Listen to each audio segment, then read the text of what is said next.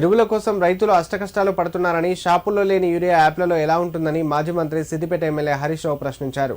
Urea బస్తాల్లో కూడా కోతలు పెడుతున్నారని మండిపడ్డారు. ఒక్క బస్తా యూరియా కోసం ఎన్నిసార్లు షాపుల చుట్టూ తిరగాలన్నారు. రేవంత్ రెడ్డి 2 సార్లు రైతు బంధు ఎగ్గొట్టారని, రైతు బీమా కూడా కట్టడం లేదని విమర్శించారు. బోనస్ను కూడా బోగస్ చేసేశాడని విమర్శించారు. సిద్దిపేట జిల్లా నంగనూరు మండలం నర్మెట ఆయిల్ ఫామ్ ఫ్యాక్టరీని మాజీ మంత్రి ఎమ్మెల్యే హరీష్ రావు సందర్శించారు. ఈ సందర్భంగా ఫ్యాక్టరీలో తిరుగుతూ పరిశీలించారు. అనంతరం మీడియాతో మాట్లాడారు. ఆయిల్ ఫామ్ ఫ్యాక్టరీ పూర్తి స్థాయిలో నూనె ఉత్పత్తిని ప్రారంభించిందన్నారు. కేసీఆర్ కలలు నిజమయ్యాయని, సంతోషంగా ఉందని తెలిపారు. రైతు బంధుతో రైతులకు కొండంత అండగా నిలిచిన ఘనత కేసీఆర్దే అని కొనియాడారు.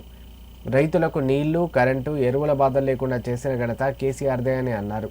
కేసీఆర్ పాలనలో యూరియా కష్టాలు అసలే లేవన్నారు. కేసీఆర్ రైతుల గౌరవాన్ని పెంచారని, అదే 2 ఏళ్ల రేవంత్ పాలనలో వ్యవసాయం అస్తవ్యస్తమైందని మండిపడ్డారు. సిద్దిపేట, మెదక్ జిల్లాలో 30 నుంచి 40 కోట్లు కాల్వలకు ఖర్చు చేస్తే 4-5 లక్షల ఎకరాలు సాగులోకి వస్తాయని తెలిపారు. కాళేశ్వరం ప్రాజెక్టుపై రేవంత్ రెడ్డి పగబట్టారని విమర్శించారు. 73,000 కోట్ల రూపాయల రైతు బంధు డబ్బులను కరోనా వచ్చినా, కష్టం వచ్చినా, పెద్ద నోట్లు రద్దయినా సమయానికి రైతు బంధు ఇచ్చిన నాయకుడు కేసీఆర్. ప్రపంచంలో ఎక్కడ లేదు, దేశంలో, భారతదేశంలో లేనటువంటి రైతు బీమా పథకానికి రూపకల్పన చేసింది కేసీఆర్. రైతులకు కావాల్సింది 3 విషయాలు చాలా ముఖ్యం. నీళ్లు కావాలి, కరెంటు కావాలి, టైం మీద ఎరువులు కావాలి. కేసీఆర్ గారు నీళ్ల కోసం చెరువులు బాగు చేసిండు, చెక్ డ్యాములు కట్టిండు, పెండింగ్ ప్రాజెక్టులు పూర్తి చేసిండు. కాళేశ్వరం లాంటి ఒక కొత్త ప్రాజెక్టును తెచ్చి రైతులకు నీళ్ల బాధ లేకుండా చేసిండు కేసీఆర్ గారు. కరెంటు, ఒకనాడు కరెంటు ఉంటే వార్త, నాటి కాంగ్రెస్ హయాంలో. కేసీఆర్ హయాంలో కరెంటు పోతే వార్త. 24 గంటల నాణ్యమైన కరెంటును రైతులకు ఇచ్చి బిస్కెట్ల లెక్క ట్రాన్స్ఫార్మర్లు అయితే ఇట్లా పంచిపెట్టినాం. ఎక్కడ కూడా లో వోల్టేజ్ లేకుండా, మోటార్లు రాలకుండా వందలాది ట్రాన్స్ఫార్మర్లు, లక్షలాది ట్రాన్స్ఫార్మర్లు రాష్ట్ర వ్యాప్తంగా ఇవ్వడం జరిగింది. సో ఆ కరెంటు బాధ లేదు. 3వది ఎరువులు. ఆటో డ్రైవర్ చెప్తే రాగా 5 బస్తాలు వేసుకురంటే వేసుకొచ్చి ఇంటికాడ వేసిపోయింది ఆటో డ్రైవర్. కేసీఆర్ హయాంలో ఎరువుల కొరత లేదు, పోలీస్ స్టేషన్ల ముందు లైను లేదు, రైతులు చలికాలంలో చలికి గిజగిజ వణుకుతూ లైన్లలో నిలబడే పరిస్థితి లేదు, వర్షాకాలంలో వర్షానికి దడుస్తూ లైన్లలో నిలవాల్సిన బాధ లేదు. ఎరువులకు బాధ లేకుండా కేసీఆర్ గారు అందించారు. నీళ్లు ఇచ్చిండ్రు, కరెంట్ ఇచ్చిండ్రు, ఎరువులు ఇచ్చిండ్రు, పెట్టుబడికి డబ్బులు ఇచ్చిండ్రు. వ్యవసాయాన్ని అద్భుతంగా తీర్చిదిద్దిండు కేసీఆర్. రైతు గౌరవం పెంచిండు, రైతు చేతిలో ఉండే భూమి విలువ పెంచిండు కేసీఆర్. కానీ 2 ఏళ్ల కాంగ్రెస్ పాలనలోనే అంతా అస్తవ్యస్తమైపోయింది. గోసపుచ్చుకుంటున్నారు రైతుల్ని. ఇప్పుడు షాపుల్లో లేని యూరియా యాపుల్లో యాడికెళ్ళి వస్తుంది? షాపులు ఉంటే కదా యాపులు వచ్చేది. ఈ రకంగా అటు యూరియా సరఫరా బాగాలేదు, ఇటు కరెంట్ సరఫరా బాగాలేదు. దేవుడి మీద ఒట్టు పెట్టి సీఎం రేవంత్ రెడ్డి సగం మందికి కూడా రుణమాఫీ చేయలేదన్నారు మాజీ మంత్రి హరీష్ రావు. సిద్దిపేట నియోజకవర్గంలో 22,000 మందికి రుణమాఫీ కాలేదని చెప్పారు.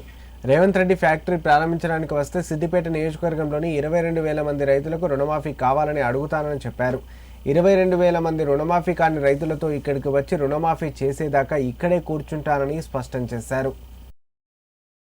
ఇందాక ఒక పాయింట్ మిస్ అయిన రైతులకు రుణమాఫీ కూడా మోసం చేసిండు. దేవుని మీద ఒట్టు పెట్టి మా మెదక్ ఏడుపాయల అమ్మవారి మీద ఒట్టు పెట్టిండు, ఇటుపోతే యాదాద్రి లక్ష్మీనరసింహస్వామి మీద ఒట్టు పెట్టిండు, చర్చి మీద మెదక్ చర్చి మీద ఒట్టు పెట్టిండు, భద్రాద్రి రాముల వారి మీద ఒట్టు పెట్టి సగం మంది కూడా రుణమాఫీ చేయలే. ఇయ్యాల నేను అనుకుంటున్నా ఇక్కడికి వస్తాడేమో నంగనూరుకు మొత్తం రుణమాఫీ కాని రైతులందరినీ పట్టుకొచ్చి అడిగిద్దాం అనుకుంటున్నా.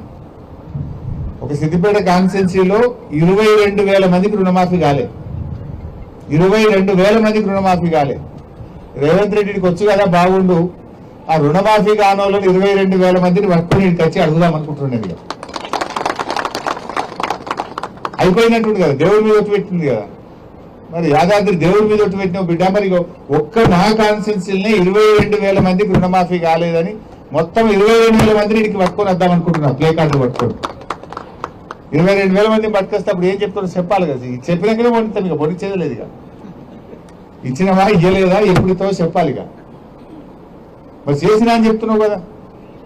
ఇక ఎంతమంది పోలీసులను తెచ్చుకుంటాడో, ఎంతమందిని పట్టుకొని వస్తాడో, గాలి మోటార్లు వస్తాడో, ఎట్లా వస్తాడో రానిగా చూస్తాం. CM Revanth Reddy cinema theatre ప్రారంభోత్సవానికి వెళ్లడంపై మాజీ మంత్రి బీఆర్ఎస్ నాయకులు హరీష్ రావు సెటైర్లు వేశారు. సినిమా థియేటర్ ఓపెనింగ్కు వెళ్తున్న రేవంత్ రెడ్డికి అశోక్ నగర్ సెంట్రల్ లైబ్రరీకి వెళ్లే దమ్ముందా అని సవాల్ విసిరారు.